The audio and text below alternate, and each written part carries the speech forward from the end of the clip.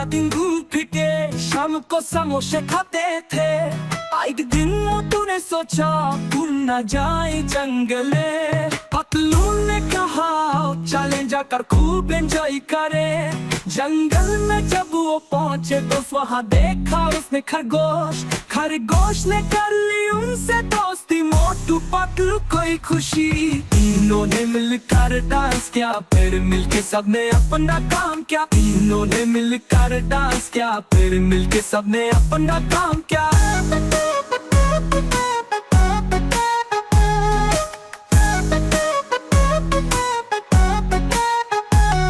मोटू पतलू तो दो दोस्त फुरफुरी नगर में रहते थे। सारा दिन घूम फिर के शाम को समोसे खाते थे।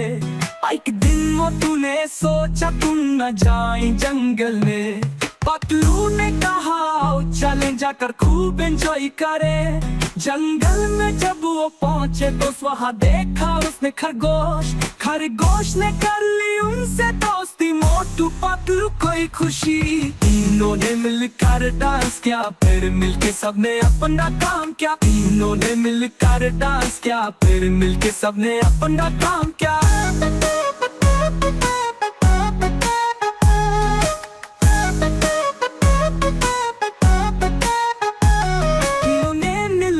डांस किया, फिर मिलके सबने अपना काम किया। तीनों ने मिलकर डांस किया, फिर मिलके सबने अपना काम किया।